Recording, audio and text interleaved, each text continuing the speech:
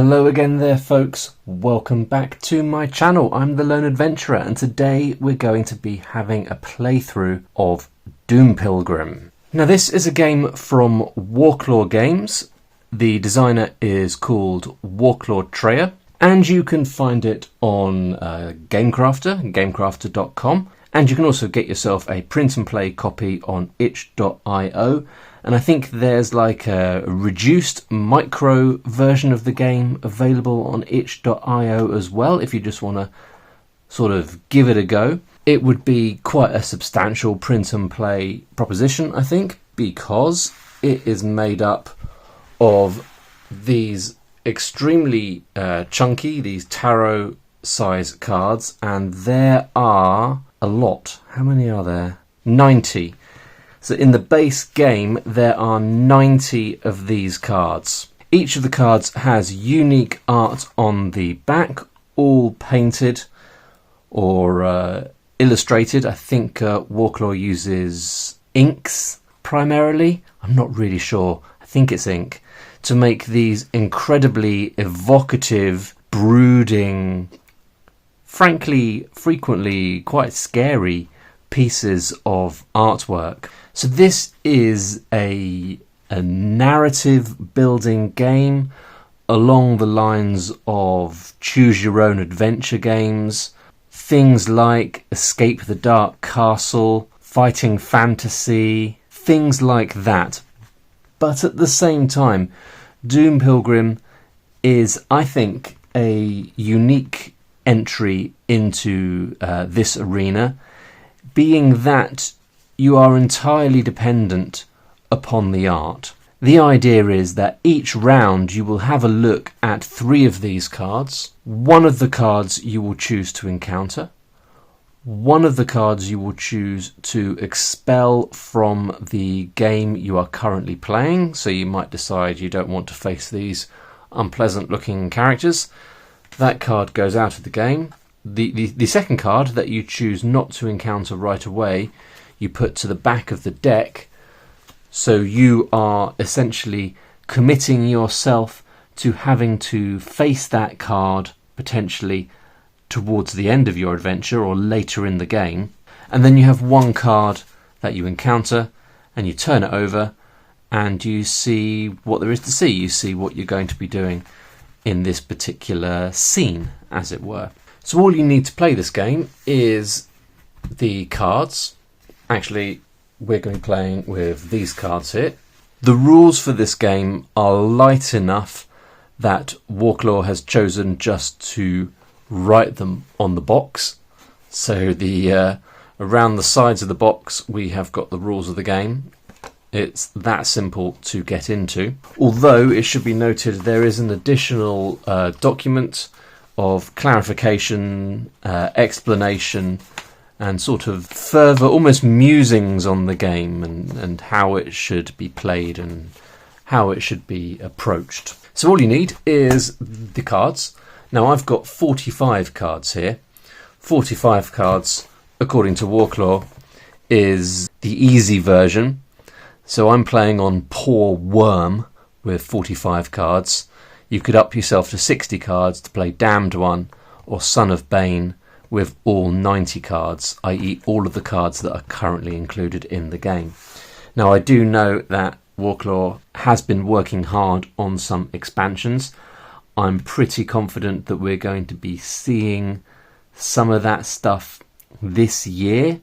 I think there's going to be some smaller cards that you can use as like optional side quests or something. I may have that completely wrong, but suffice to say, if you think this looks cool, there's more of it coming. We have our cards that we're going to play with, and then you need well, maybe you don't need it, but it would be easier if you had the character sheet, which is available for download on the old internet. I'll be including links to the GameCrafter page, to the itch page, and to wherever you can get this PDF down in the description below, so you can check that out if you want to look further. Now this is a game that resides very, very close to being a purely narrative experience. And one thing that indicates this is that you don't use any dice, you don't use any playing cards, you're not tracking many numbers and stats. In fact, you don't really have any stats. Now you can see here that there's quite a few different things that we do track. I will point out a couple of things here. We're tracking wounds, we're tracking curses, and we're tracking diseases, we're tracking somewhat gorily organs and limbs that you might have lost, and we're tracking psychic drops. And these are all things that will increase as the game batters you around. And if we get to 5 wounds, a pair of missing organs or limbs, or a total of 3 curses, diseases, or psychic drops of the same type, then we have lost. This seems like a fairly good point to note if you hadn't spotted from the style of the artwork that this is quite a grim game. Really, I think the way to survive this game is by the skin of your teeth, dragging yourself through, and I suspect that if you successfully get through a game, which I have not done yet, your character will be doing that by limping, dragging themselves through, no doubt mentally and physically scarred, with a missing limb perhaps, a bunch of wounds, a couple of curses placed on them. This isn't the game to play if you're looking to build a character up and to increase a character's stats and to kit them out and make them kick ass. This is a game to survive by the skin of your teeth, I would say. So if that sounds like something that might appeal to you, then do carry on watching. Alright, so I'm going to take the deck and pop it over there, and I'm going to pop that over there for the time being. We'll bring that in periodically. Maybe I'll just leave it there. We can bring it in when we need it. And we're going to get started straight away. So to start a round, you just look at 3 of Warclaw's fantastic illustrations. Got a bit of glare going on there. Alright, I've had a little bit of a rearrange there in the hopes of not reflecting off of these lovely looking cards too much. So here we are with our first 3 options. So this seems like a good opportunity to point out that this is the game's key mechanic. Looking at 3 cards, choosing 1 to discard from your current game, 1 to encounter now and 1 to encounter later. And so, as you would imagine, this means that the more you play the game, the more familiar you become with the cards, the more likely you are to make decisions that would be beneficial to you. If, for example, you had already lost an eye and you looked at this card and you thought, hello, I recognise that guy, last time I played he spiked my eye out, then probably you would choose to expel that card from the game, or at the very least not encounter it now but encounter it later.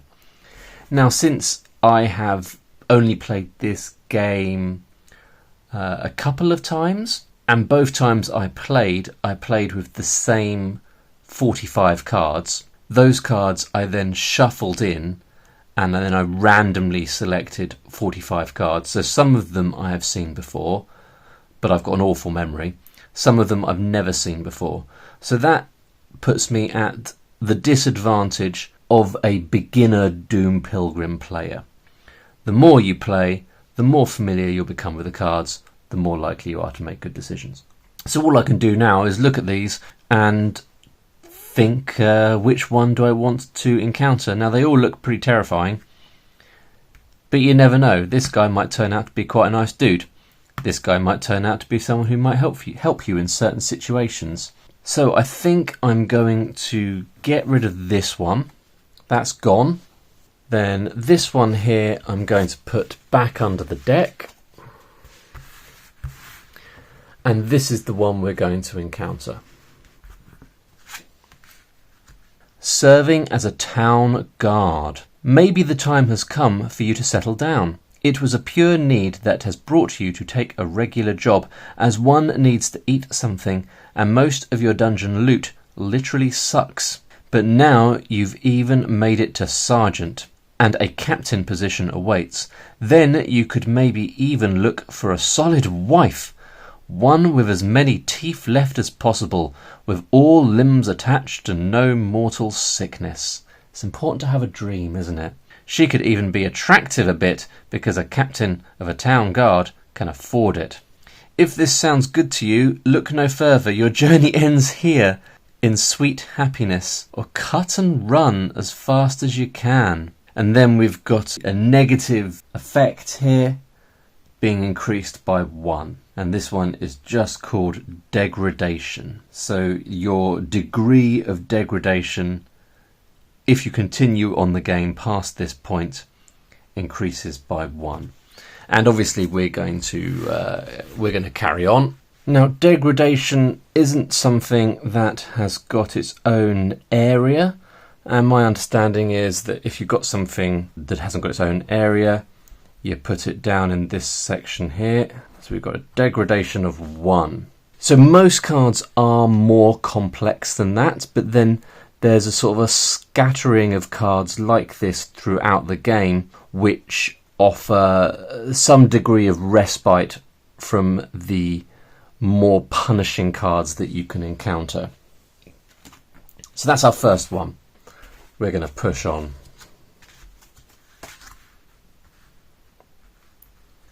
These guys look awful. I recognise that one, but I don't think I'm going to encounter it yet. I think I'm going to put that one to the bottom of the deck. And we've got these two. I mean, these two look horrific, don't they? I think we will lose them from the game, and we will encounter this card now. So we have arrived in Shiff and Term. Shiff and Term. The city of Shiff and Term is profoundly dark and twisted. People walk slowly, their faces are pale, and they hardly speak a word. The whole area is under some veil of despair, and you cannot help yourself to stay untouched.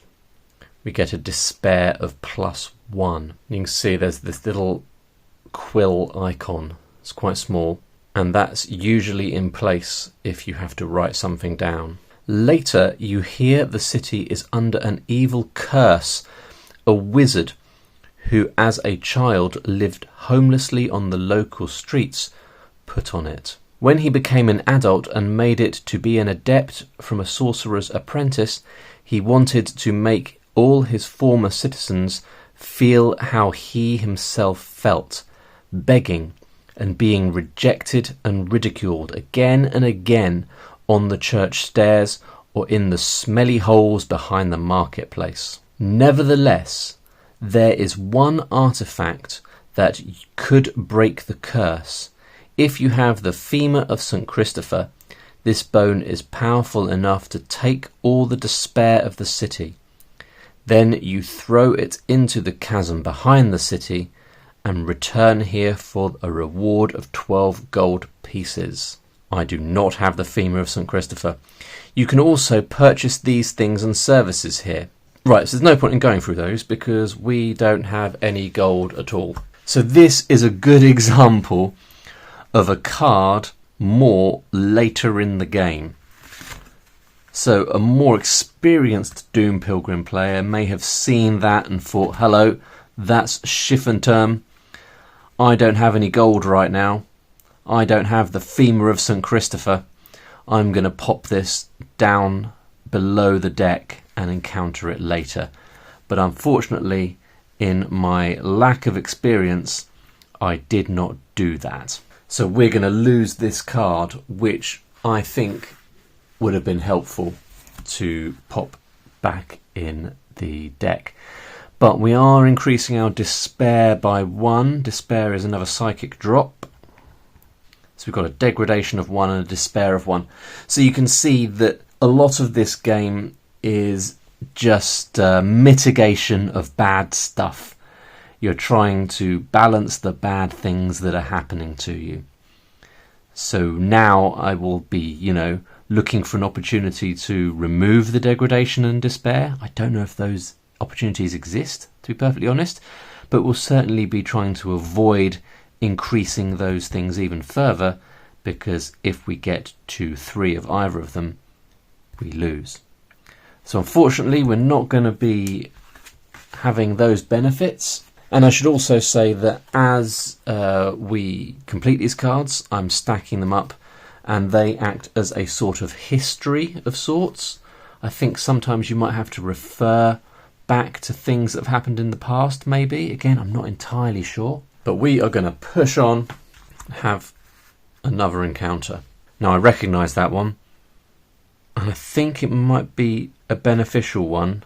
I'm not 100% sure. That doesn't look like fun. This one's a bit mysterious. Not really sure what's going on there. I think we will lose that one. This one we will have later.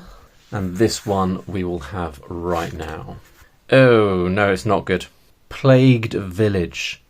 You can make... Yeah, again, this is another one where I can buy things and sell things with gold.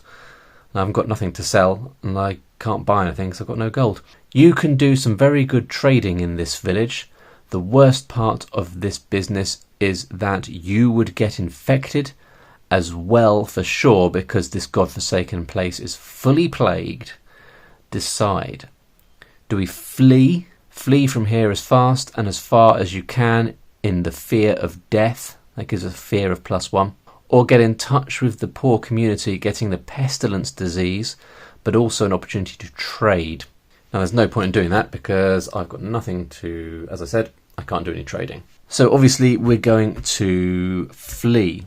Again, this is a shame. And now that I'm looking at the card, I do remember last time I had some gold and I did some purchasing, and I think I sold something as well. I think last time I bought myself a dog. I think I bought myself some pepper as well, although I didn't really know what the pepper was for. I just thought it would be a nice thing to have, and I was feeling a bit flush because I had some gold. Sadly, no such luck this time, so we are increasing our fear by 1. So fear is another psychic drop, and that's that for the Plagued Village. Next encounter.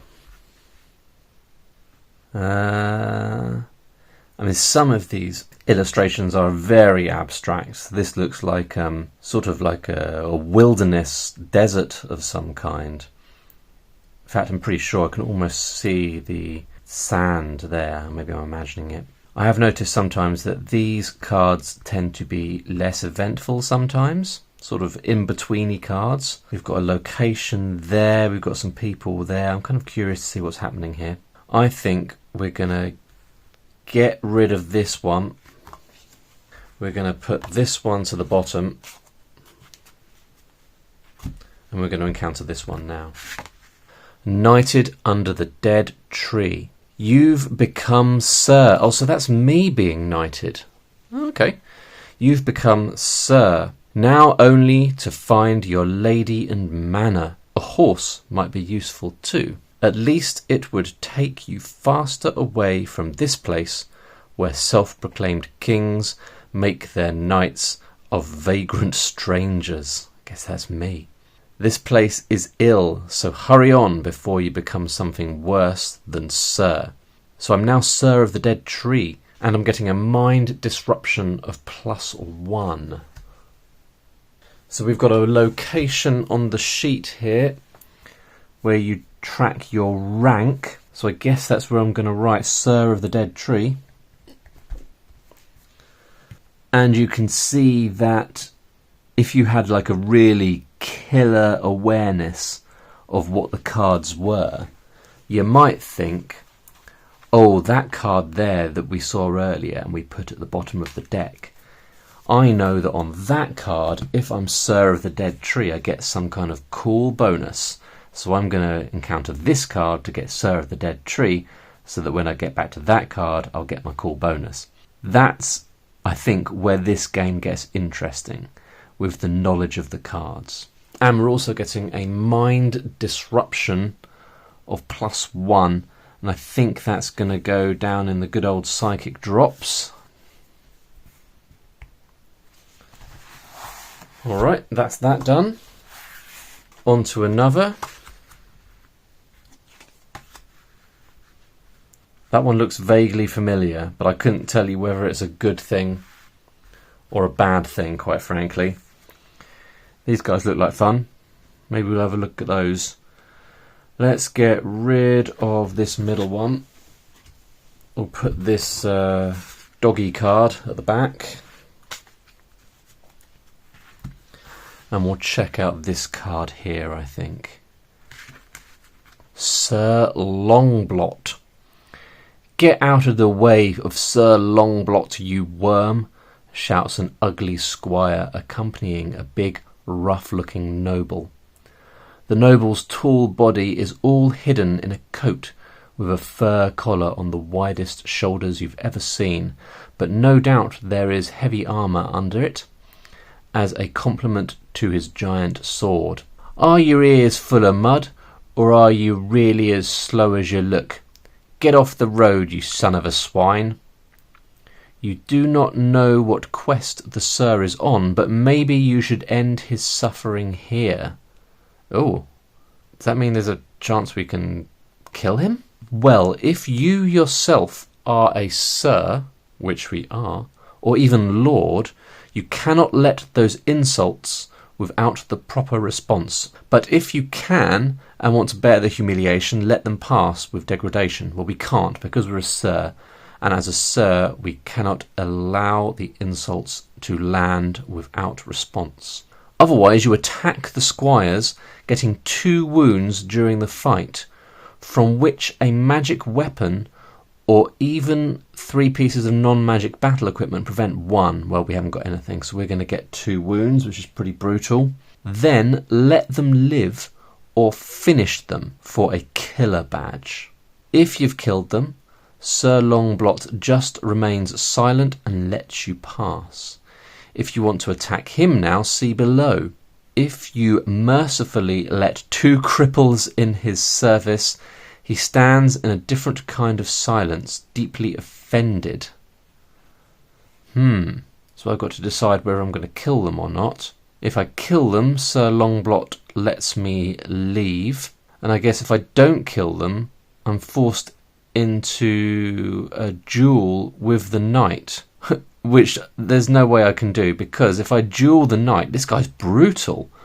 If I duel the knight, I get 4 wounds, one of which is prevented by 3 pieces, for each of 3 pieces of battle equipment, 1 prevented by using a magical weapon, and 1 prevented for each 3 fighting experiences in our past. We haven't got any battle equipment, we haven't got any magic weapon, and we haven't done any fighting. So if I were to fight him, I would die.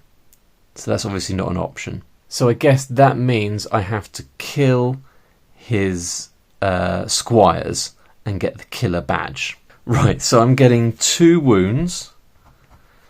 Remember, if I get 5 wounds, I'm dead. And I'm killing the squires, so I get the killer badge. So I'm now marked as a killer. So there you go, yet another example of a card where, and that's very memorable, that one with the broad shoulders. So that would have been a good one to put to the bottom of the deck. You don't want to face Sir Longblot until you've got some battle equipment and a couple of easier fights under your belt. So what a shame. Unfortunately, that's another card. I feel like so far a poor game has been played, mainly because of my inexperience. But maybe I should have looked at that guy and thought, you know what, we're not quite ready for him. I don't know. Anywho, I think I'm going to take a little pause there. We will carry on this game. I mean, there's still a lot of cards left. I would be surprised if we got to the bottom of that deck. We have got 1 degradation, 1 despair, 1 fear, 1 mind disruption, and 2 wounds. and we haven't got anything useful really, except we're at the rank of Sir of the Dead Tree. That might come in handy, I suppose. But for now, we'll leave it there. Hope you enjoyed that, folks. That was part 1 of my playthrough of Doom Pilgrim. If you're enjoying it, do consider liking this video. Pop a comment below if you want to let me know how rubbish I'm doing.